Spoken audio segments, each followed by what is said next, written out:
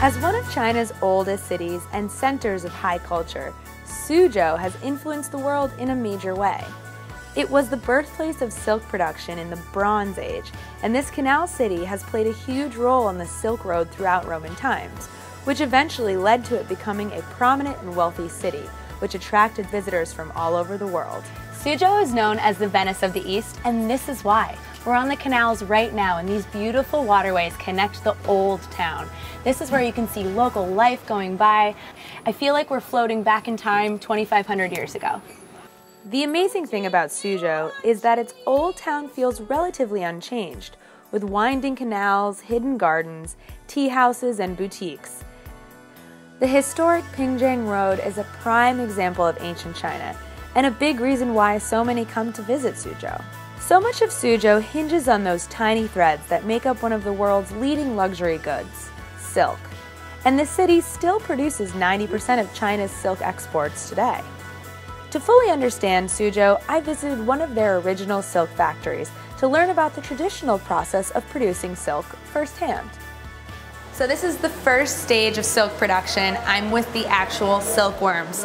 And all they're doing right now is eating. That's their job. They're eating these mulberry leaves, and the only job they have to do is eat these leaves. Because after that, they become cocoons. But they're blind, they're all hanging out. Very important part of the process. Hey buddy. Aw, they're kind of cute. So this is stage 2. When they've eaten enough, the worms spin a cocoon, but what they're spinning it with is the actual silk. It all comes out as one thread that's actually 1 kilometer long, all wrapped up around them. The cocoons are then baked in order to kill the worm inside. They are then hand sorted into usable cocoons and damaged cocoons before they are sent off to the threading machine.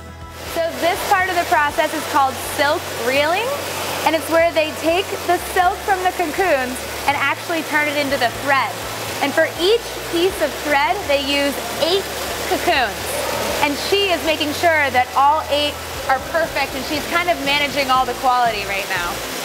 Such an intense process.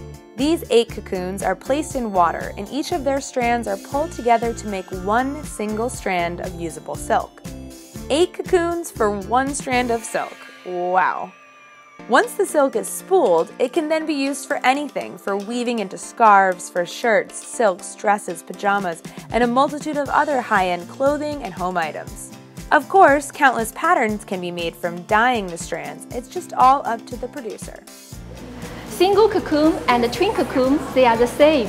But if it is a twin cocoon, they will be more stronger, because it has 2 heads, and 1 head can spin the silk, but 2 heads that is suitable to make the silk blanket.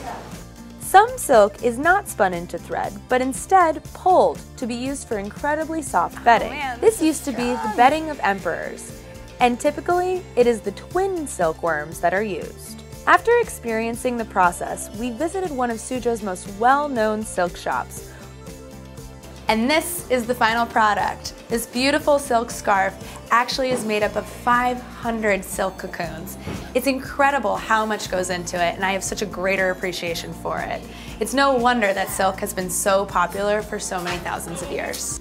Located right on Pingjiang Road, this retail shop marries fashion with an ancient Chinese art.